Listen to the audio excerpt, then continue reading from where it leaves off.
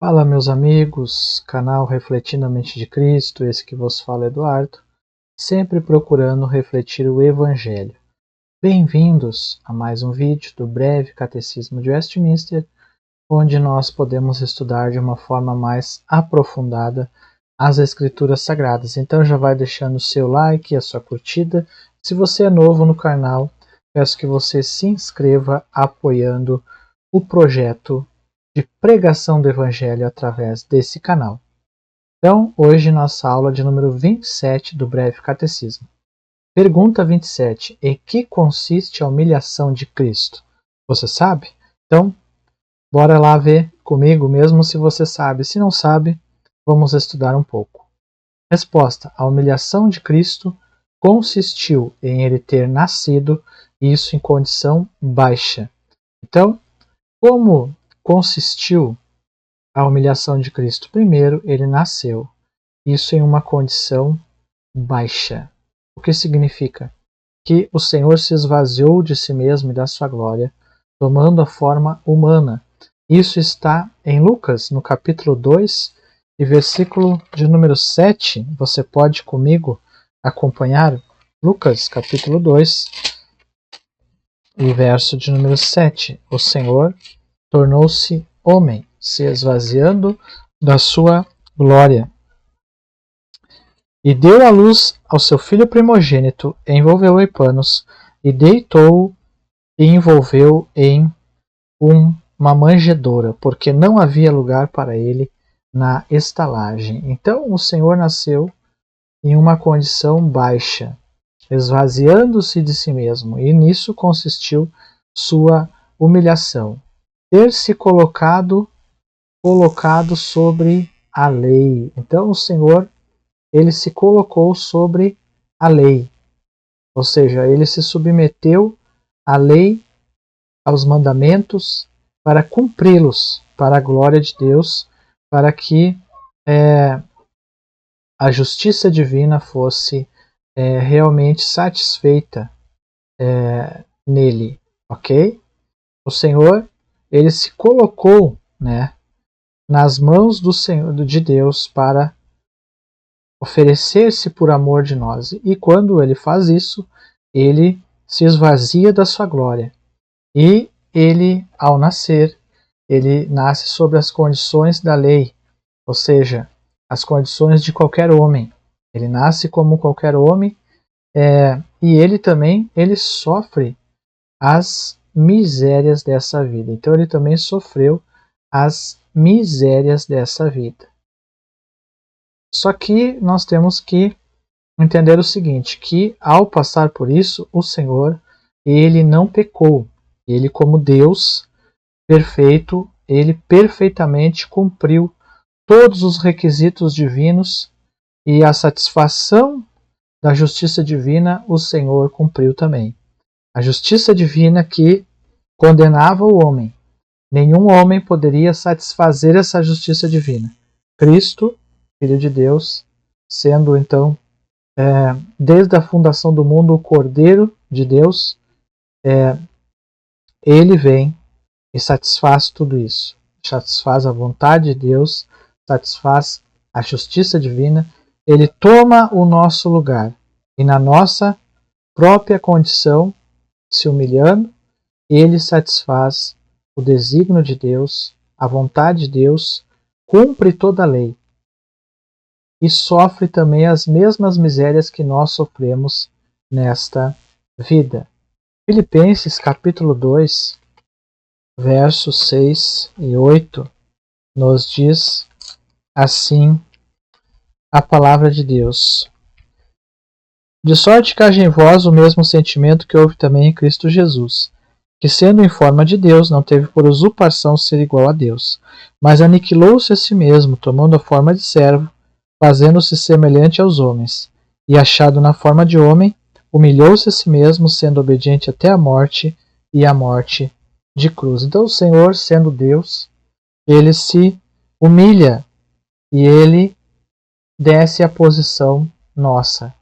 E dessa forma, ele, obediente a Deus até a morte, para satisfazer a justa, perfeita vontade de Deus, diante da qual toda a humanidade estava condenada por causa do pecado, da queda, e nenhum homem poderia satisfazer a plena, justa e perfeita vontade divina, santidade divina, e nenhum homem poderia cumprir perfeitamente a lei.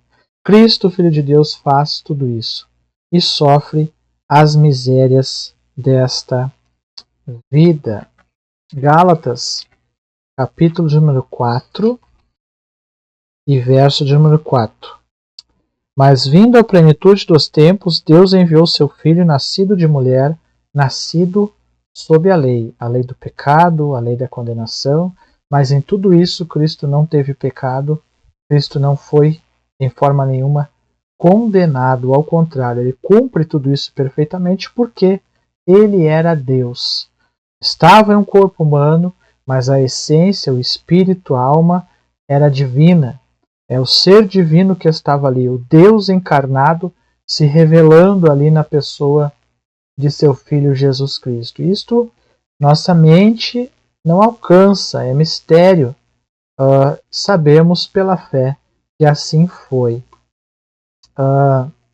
Ele também sofreu a justa ira de Deus e a amaldiçoada morte da cruz.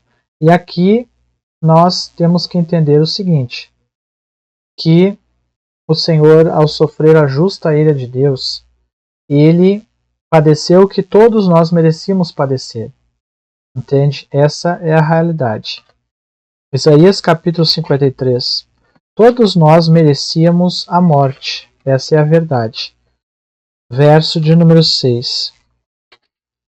Todos nós andamos desgarrados como ovelhas, cada um se desviava pelo seu caminho, mas o Senhor fez cair sobre ele a iniquidade de nós todos.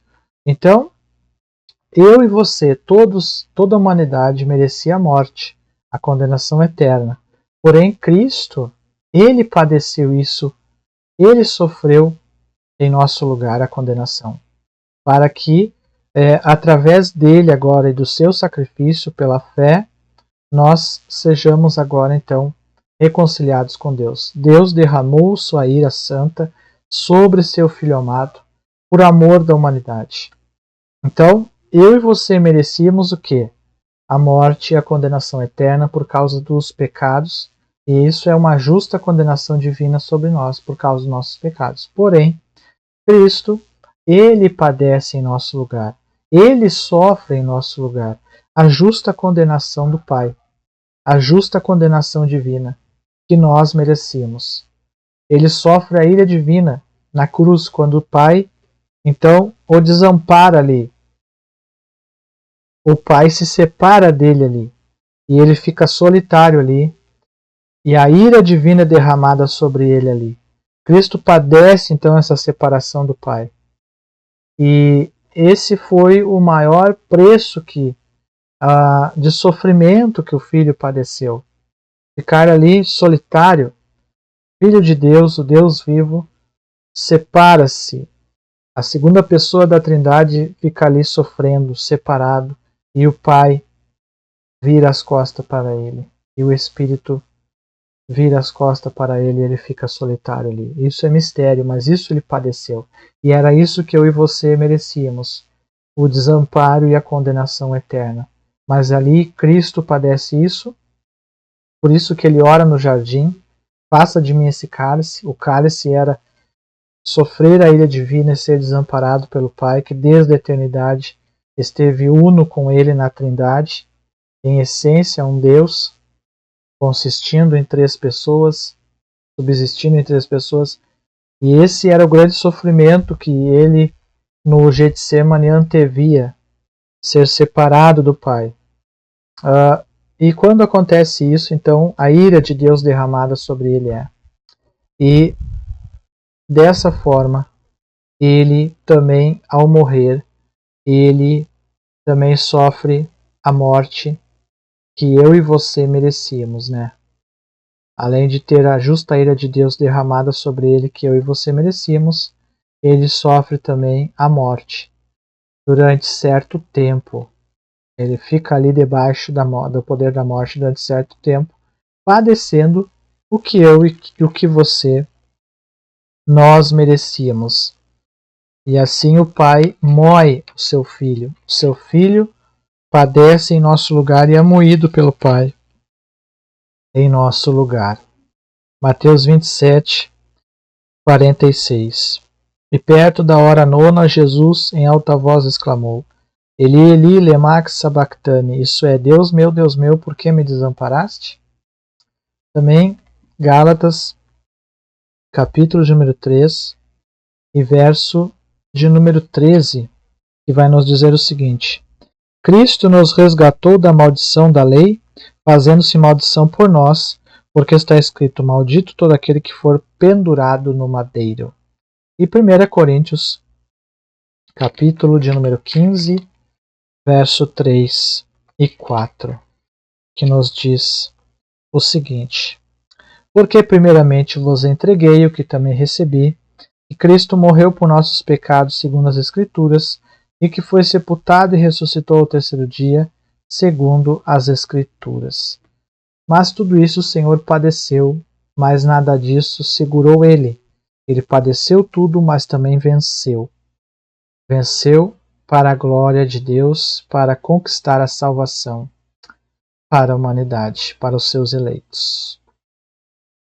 Em quais coisas Cristo se humilhou? Cristo se humilhou em seu nascimento, em sua vida, em sua morte. Então, esses são os aspectos nos quais Cristo ele se humilhou. O seu nascimento humilde, ele não nasceu num palácio, num lugar glorioso, mas nasceu numa estrebaria, numa manjedoura. A sua vida, né, não foi a vida de alguém grande no sentido material, ao contrário. Ele disse certa vez para os discípulos: o Filho do Homem não tem onde reclinar a cabeça, e na sua morte também uma morte humilhante. Tudo isso para se identificar conosco, mas também para padecer o justo castigo divino. De que maneira Cristo se humilhou em seu nascimento? Se humilhou por ter nascido de uma virgem numa manjedoura, ter se tornado homem, ele que era o eterno Filho de Deus. Então, Deus se torna homem. Isso é uma humilhação. Ele se esvazia de si mesmo, como está ali em Filipenses, para se tornar um homem comum, sem pecado, mas se tornar carne. O Verbo habitou entre nós e vimos a sua glória, disse João, como a glória do Deus unigênito. O Verbo se fez carne, diz João, e habitou entre nós. Nisso consistiu a humilhação. Ele não conheceu o pecado, mas ele se fez carne. Nisso está a humilhação. Essa condição nossa baixa, limitada, né? Esse nosso corpo caído, mas assim o Senhor fez para nos redimir.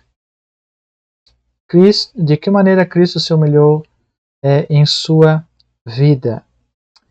Cristo se humilhou em sua vida por ter se sujeitado à lei, por ter entrado em conflito com o diabo, por ter apoiado a maledicência de homens que eram maus, por ter apoiado as enfermidades da carne, até aquelas mesmas apoiadas por todos os homens. Então Cristo, em tudo isso, ele se sujeitou à lei, né? A lei que ela traz condenação, Cristo se sujeitou a ela e cumpriu ela. Ele teve também que lutar contra o adversário como homem, sendo Deus, é claro, mas como homem também, né? Ele teve que enfrentar a maledicência de homens, ele teve que enfrentar as enfermidades, ver as enfermidades, conviver com elas. Então tudo isso foi uma humilhação para o Deus vivo e verdadeiro. De que maneira Cristo se humilhou na sua morte? Cristo se humilhou em sua morte por ter se submetido à morte na maldita cruz e ter suportado a agonia descrita na Bíblia como tendo acontecido a ele. Então isso foi uma humilhação, né? O Filho de Deus ali morrendo, aquela morte sofrível na cruz e sendo desamparado pelo Pai, sendo a justa ira do Pai derramada sobre ele, aquilo que eu e você merecíamos. O que significa a humilhação de Cristo para nós como cristãos? A humilhação de Cristo nos assegura a nossa redenção pelos méritos dos seus sofrimentos. Efésios 1:7, em quem temos a redenção, pelo seu sangue, a remissão das ofensas, segundo as riquezas da sua graça. Então, a humilhação de Cristo para nós assegura a nossa redenção pelos méritos dos seus sofrimentos, a que foram aceitos pelo Pai. Estava a alma ou o corpo de Cristo separado dele durante sua morte? Não. Sua alma ou corpo não poderiam estar separados dele, visto ser ele divino, e a Bíblia ensinar que ele ontem, hoje é o mesmo e será para sempre. Então estava ali o mesmo, em espírito e em corpo, mesmo o Senhor padecendo na sua morte. E como também ele ressuscitou nesse corpo que ele tinha humano, glorificado, como também foi assunto ao céu nesse corpo, está com esse corpo glorificado, sendo a primícia daqueles que dormem, assentado à destra de Deus Pai. É isso que a Bíblia nos mostra. Hebreus 13:8. Jesus Cristo é o mesmo ontem, hoje e eternamente. Então é uma heresia dizer que o seu corpo foi separado da alma na sua morte. Ok? Então hoje nós vimos em que consistiu a humilhação de Cristo. Consistiu no seu nascimento, na sua vida e na sua morte. E em tudo isso ele padeceu por amor de mim e por amor de você. Muito obrigado por assistir. Então, refletindo a mente de Cristo sempre. Esse é o nosso objetivo. Curta, comente, se inscreva e até o próximo vídeo, se Deus assim nos permitir. Tchau.